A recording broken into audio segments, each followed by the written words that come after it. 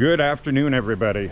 Well, 2024 is upon us, and we're gonna have some big changes happening in 2024 for us.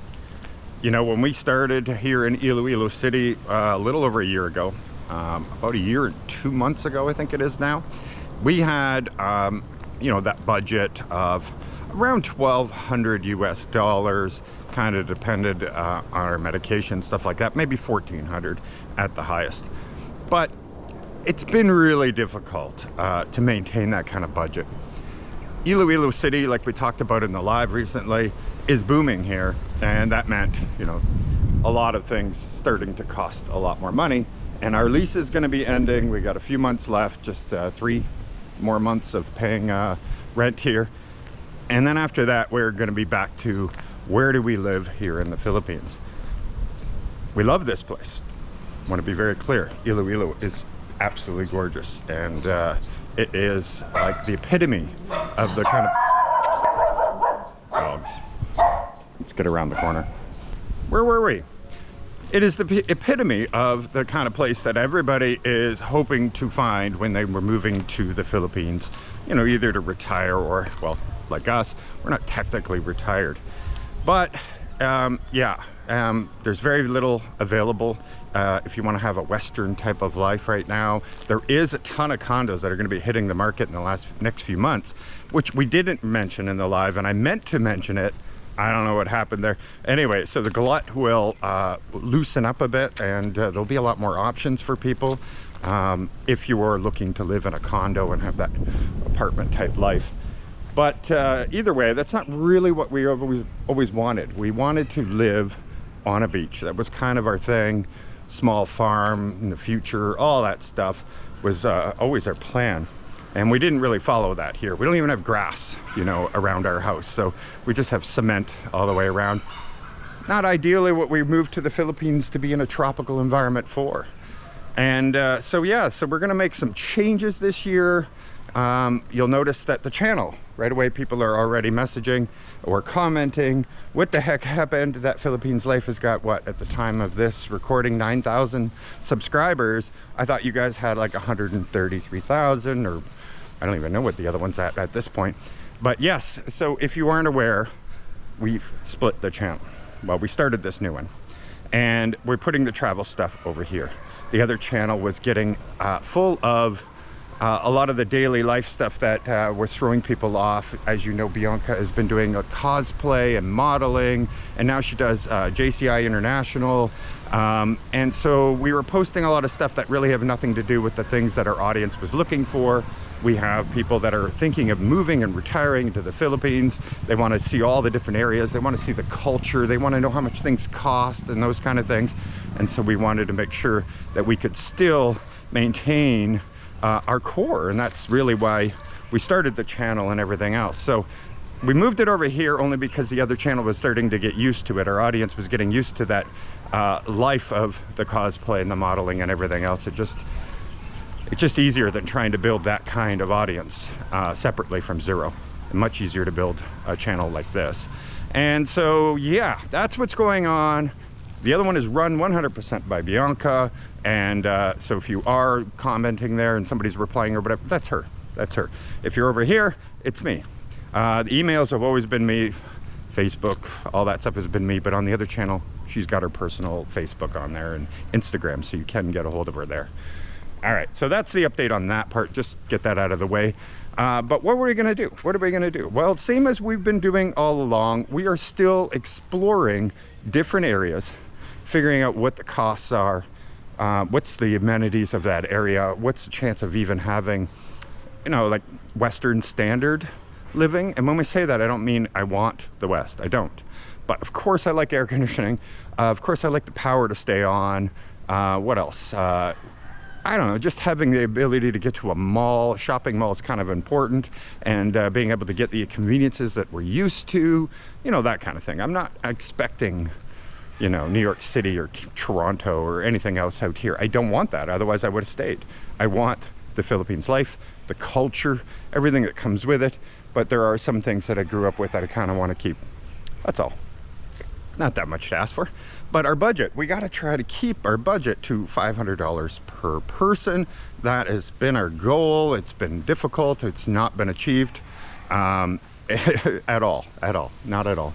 We've dipped all the way into our savings so many times I can't even count. And I'm Mr. Budget. I absolutely must stay on budget.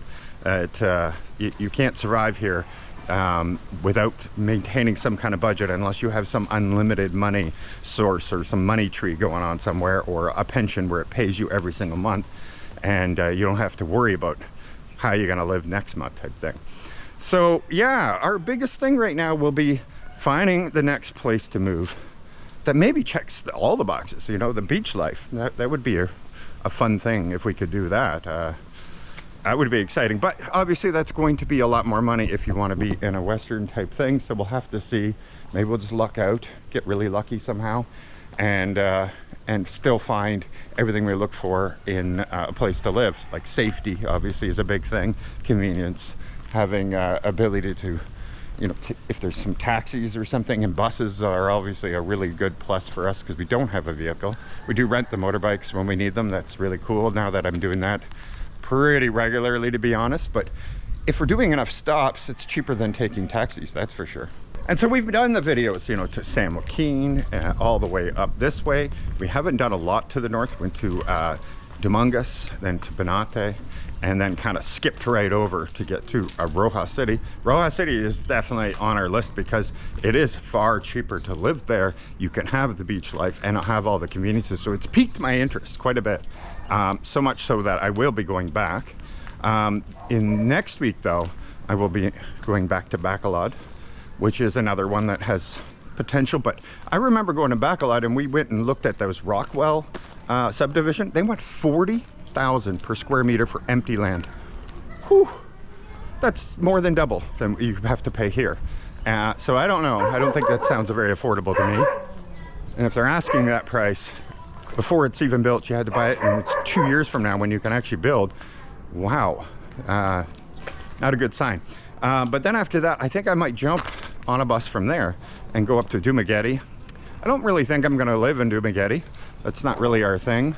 But I still think we should check it out just for the heck of it. Everybody goes there, all the expats go there. I still wanted to go and see it for myself instead of just hearing what other people say about it.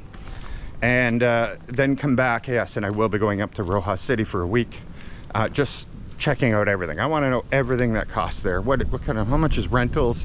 How much is available out there? I don't know.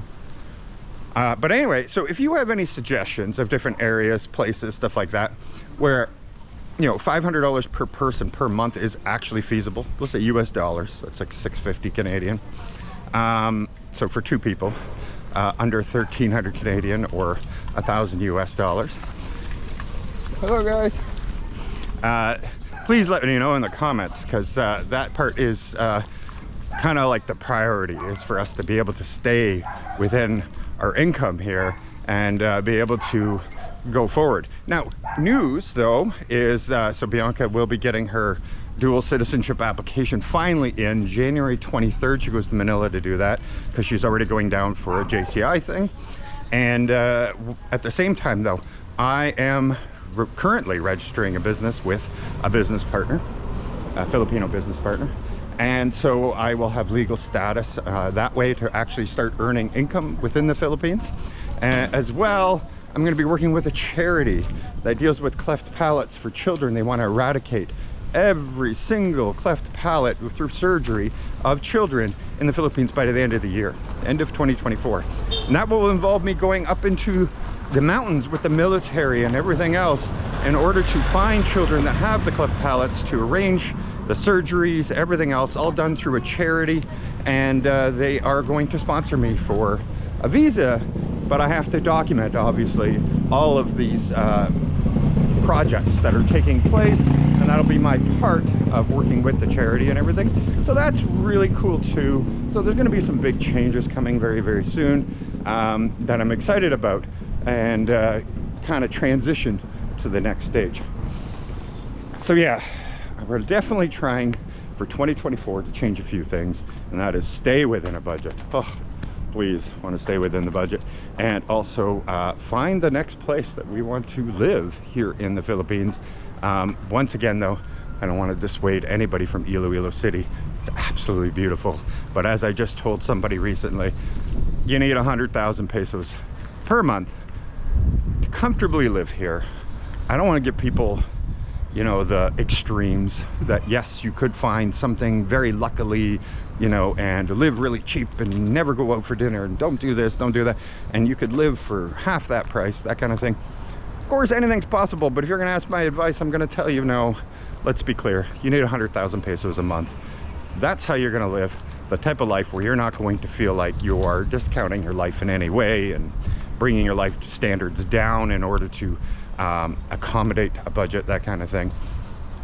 Yeah, so love Iloilo City, but it is getting very pricey here. So that's the next goal in my life, is to find a new place to live. So I'm looking for your suggestions. Please put them down below. I'm gonna get back home now because it's sweaty and hot, and Bianca is gonna take this camera because she needs to go off, and she is going to be buying a vlogging camera for herself because we keep borrowing the same one back and forth, and that is becoming a pain.